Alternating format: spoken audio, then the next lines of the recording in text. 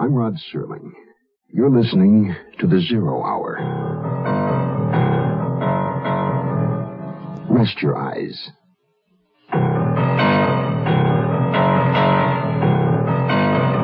Exercise your imagination. This week, Bill S. Ballinger's best-selling novel, The Pursuit of a Damned Couple. The wife of the red-haired man. Starring Patty Duke Astin, John Astin,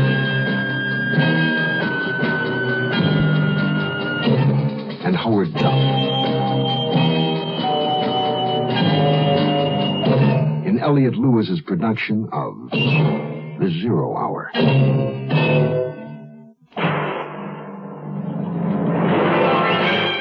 The Mutual Broadcasting System presents The Zero Hour.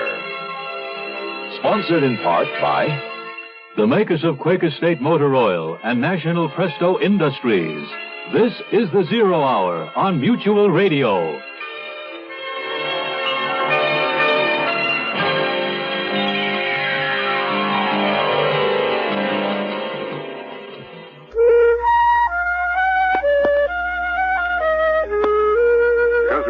Photograph of Mercedes Turner, scores of homicide interviewed people who knew the woman, and from their descriptions produced a police artist drawing of her. By nightfall, this picture would be circulated to airlines, bus depots, train stations, shipping agents, everywhere where Mercedes Turner might be seen. Meanwhile, I began to check into the missing woman's background, searching for some clue to her whereabouts.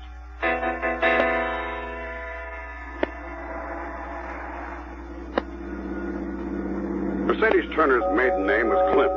Her home had been in Mountain Forge, Connecticut. I drove up there. The police station was across the street from the railroad depot. I parked and went inside. As an out-of-state officer, I needed cooperation from the local police. Excuse me. I'm looking for Chief Novak. Speaking to him. You the officer called me from New York? Williams, that's right. Long did it take you?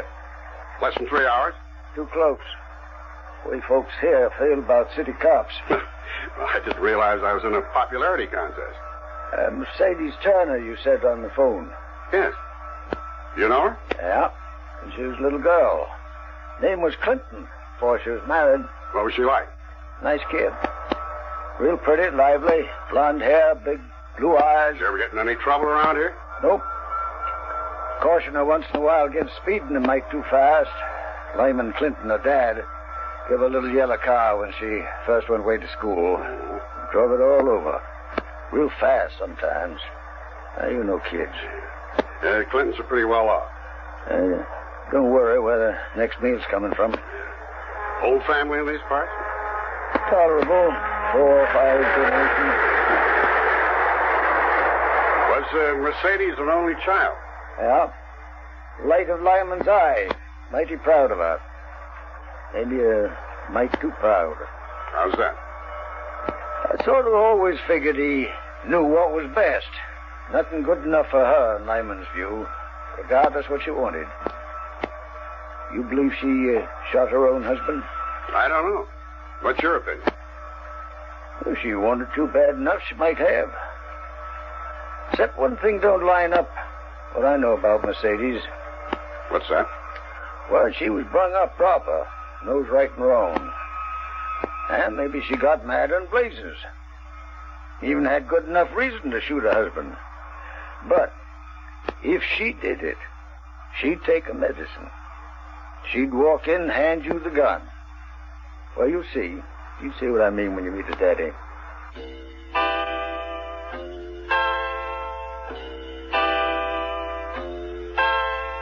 We left Hugh's terrible little room hand in hand, like young lovers off on an adventure. I knew we had to get out of the city, and so did Hugh. We took a bus across the river to Jersey City and got off on a bleak street lined with used car lots, garages, auto parts stores, crawling and sprawling beside one another. We bought an afternoon newspaper, ducked into a shabby little diner, and ordered coffee. Here it is, see? They found him. Yes. But they don't know about you. They're looking for a woman alone. They're looking for me. Mercy, after I left last night... I took every picture of myself I could find and Albert's gun and threw them away. Ah, that's good. Now, gotta get away from here. Where should we go? Anywhere. It doesn't matter. Just leave before they find out about me. Yes. I thought we'd buy a car. That's good. That's good. The police will expect you to take a plane or a bus or whatever. All right. Wait for me. I'll get a car. Be careful. Be very careful.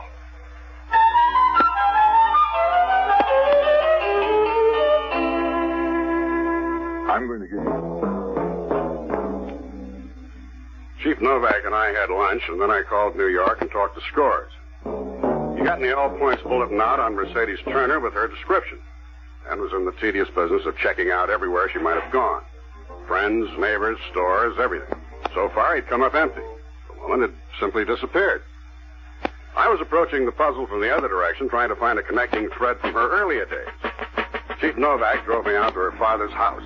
A big old farmhouse set back from the road by a twisting gravel drive. Huge trees towered over the house like great leafy umbrellas.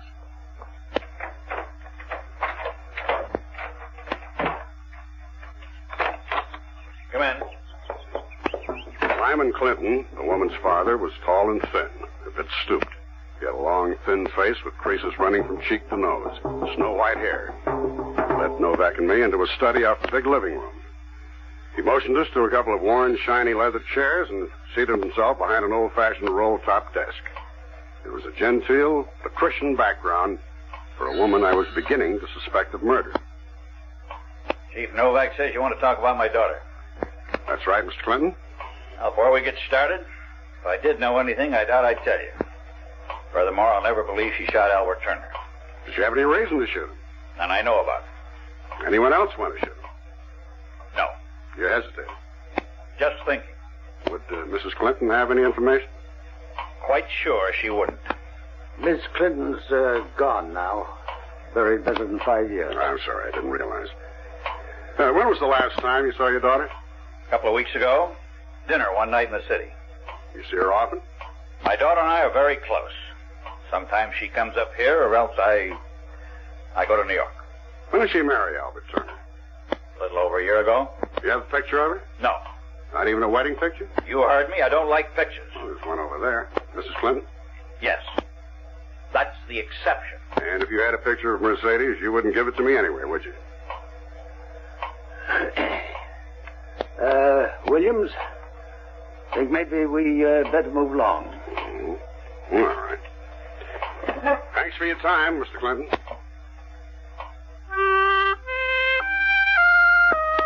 It was while I was buying the car that the questions began gnawing at me. Questions about Hugh. When the war in Vietnam began, Hugh had been one of the first to be drafted. He shipped out very soon after his induction, and then nothing. No word, no trace, nothing. The Red Cross helped me, but all we could learn was that he was missing. Missing in action, they said. And then, as years went by, presumed dead. But I waited. And I felt myself drying up, aging without him.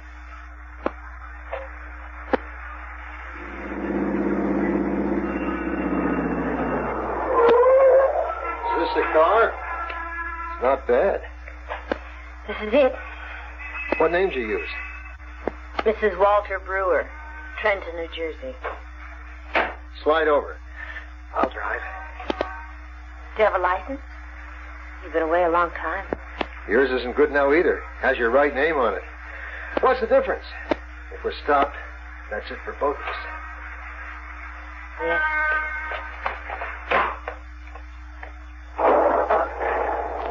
Nice to be driving a car again. I didn't think it would happen.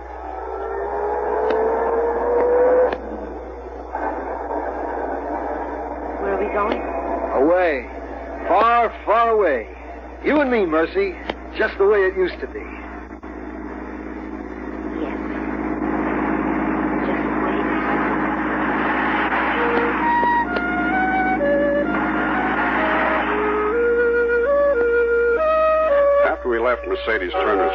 Chief Novak had someone else he thought I should see. A woman, Clara Goldwater, who'd been close to Mercedes in high school. Clara was married now, wife of a foundry worker in Mountain Forge. I'll wait here. Their home was a squatting, shapeless bungalow in a shabby, genteel sort of neighborhood. You've seen a million places like it.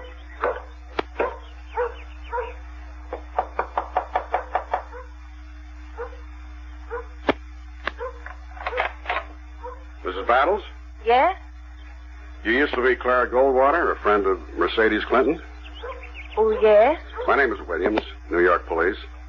Chief Novak is out in my car. May I come in? Oh, yes, come in. Hush, Thelma. Oh, this time of day she's cranky. Sit down, please. Thank you. What do you want? A little information about Mercedes Clinton Turner. Whatever for? She's disappeared. Just gone? Something like that. Oh, my goodness. I know you're busy. This won't take long. When did you last see Mercedes? Oh, not in ages. Years. In high school. Then we sort of drifted apart. But you remember her well. Oh, yes. Such a beauty. Never say that about me. I was the plain one. But we were real close friends, at least for a while. And then she went her way and I went mine. Settled down here. You ever meet her husband? Albert Turner? What kind of man is he? Quiet, when I saw him. Quiet kind of. Kind that broods over things? Did he have something to brood over? Might have. Do you think Mercy's in trouble? Real trouble? Yes. She's in a great deal of trouble. Enough to make me break my word? Mrs. Battles, if you know anything at all, you should tell me. Oh, Mercy made me swear. Really swear on the Bible I'd never tell a soul. Even after Daddy found out about it and broke it up. Yes? Well, Mercy was married before. Did Albert Turner know that? Well, after it was over, after her daddy broke it up, Mercy wouldn't talk about it, not a word. So I don't suppose Albert Turner did know about it. How long ago did this happen? Oh, long, long ago. Years ago, it seems. Back when the Vietnam War began, back then. They ran away to get married. I was supposed to be a witness, but I couldn't go at the last minute, and they went ahead, did it anyhow. Who was the man? Who'd she marry? A boy she met and pressed her. Well, she was going to school there? Must have been so long ago. I remember he was poor. And they were both awful young and so much in love. They were going to keep it a secret. What was the boy's name? His last name was Rohan. Can't recall his first name. What a pretty picture they made. In what way? Well, she was so blonde, and he had red hair, flaming red hair, like he was on fire. This is Marvin Miller inviting you to be part of a historic event. On September 22nd, the Paramount plays again. The Paramount Theater of the Arts in Oakland has its benefit premiere, bringing together on one stage one name act after the other, featuring music, dance, and comedy. Tickets for this benefit premiere on September 22nd will range from $25 to $250. For reservations, phone 452-4167. That's the ticket.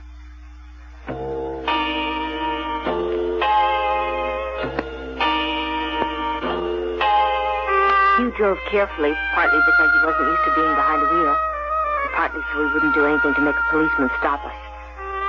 We drove south without even discussing why. I found myself staring at him. At the flaming red hair, the boyish face, tired now, worn.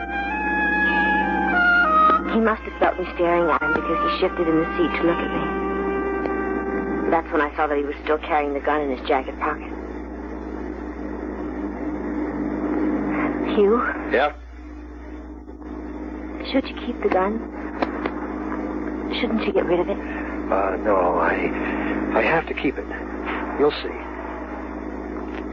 See what? Well, if anything happens, if anyone tries to stop us, break us up now that we've found each other again, I may need to use it. Because there's nothing in this world can take you away from me again. Hey, remember Rehoboth Beach?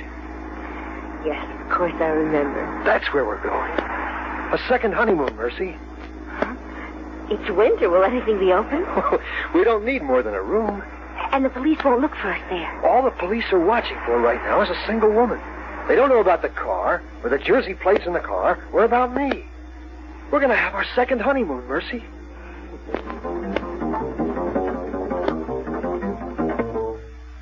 According to Clara Battles, Mercedes Turner had met her first husband while she was a student at the Bentley Collegiate Institute in Preston. I drove up there and then called New York to tell Scores what I'd gotten. So she may not be alone, huh? She could be traveling with this red-haired guy, Rohan. I suspect that's true. Otherwise, why did she run? Well, panic. After spending the night with her dead husband? This isn't a lady who panics. Okay, Will. I'll add him to the APB. Right. I'll be back late tonight or first thing in the morning. Yeah, we'll see you then. Oh, Will. Yeah? Hold up a minute. Something just came in. Hey, what do you know? The lady went to her bank this morning, closed her account, and took a bunch of stuff from her safe deposit box. Well, it just goes to prove you can't live on love alone. See you. I pride myself on my ability as a police officer. I like my job, and I think I do it well. I've learned in the years I've been at it that a good cop gets a fix on a suspect, begins to empathize with the suspect, and pretty soon it's as though the person you're looking for was carrying a homing device. You begin to zero in on him. I began to get a feeling about the red-haired man. The Prestotown constable steered me to a place called the Snack Bar, where the Bentley girls hang out after classes. It's run by a nice old man, Clement Beatty. How long we been here? Oh, my, we've had the place for years. You recall a young fellow hung around here back before the war? His name was Rohan? A red-haired boy? That's him. Oh, yes. He was with us for about a school year. Worked here in the shop for me and the missus. Why'd you want to know? I'm trying to locate him. Where's his family live? Well, seems to me out west someplace, or Middle West, maybe. How'd he happen to work for you? Well, he was planning to go to Annixter College up in Royal. Came down here to see about a job. Mother and me leave a standing invitation, registrar's office up there for a deserving boy to help us out.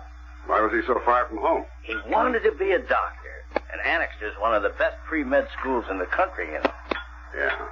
Do you recall a girl at Bentley about that time, Mercedes Clinton, pretty, with blonde hair? She was very close to you. Oh, yeah, sure. Was that her name, Mercedes? Oh, sure. Yeah, after Hugh closed the shop, the two of them used to sit back there and talk till all hours. Young kids in love. Yeah, I recall one night I was cleaning up in the kitchen, couldn't help overhearing them. They were making plans, for the future, how he was going to be a doctor. They were going to have a family. How did it all come out? Not very well, I'm afraid.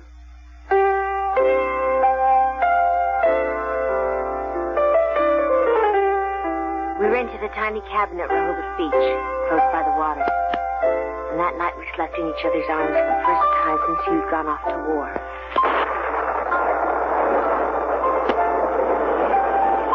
I was awakened later.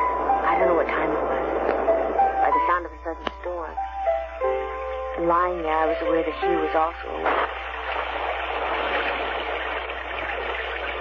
Mercy? Yes, dear. Why'd you marry Turner? Did you love him? No. Not ever. I married him because... I don't know. You didn't love him? Never. In fact, for the last few months, I've hated him. And wondered how to get away. But you married him. Yes, dear, I married him. Because there no longer was you, and all I wanted from life was to be protected. I didn't want love or pain anymore.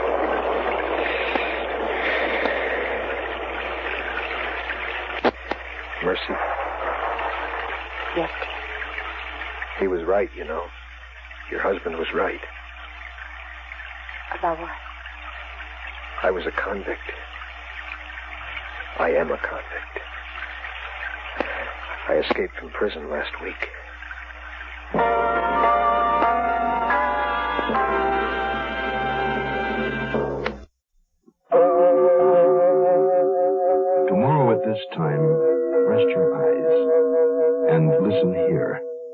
this week's continuing study in suspense, the wife of the red-haired man. I'm Rod Serling. Today's episode brought to you in part by Quaker State and Presto. This is the Zero Hour on Mutual Radio.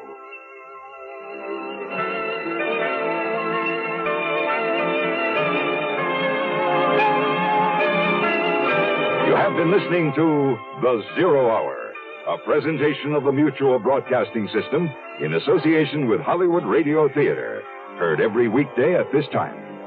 Rod Serling is your host. Zero Hour is produced and directed by Elliott Lewis. The Hollywood Radio Theater theme was played by Ferranti and Teicher and is now available on United Artists Records and Tapes. Hugh Douglas speaking.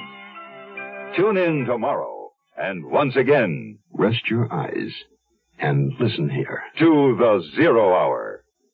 This is the Mutual Broadcasting System.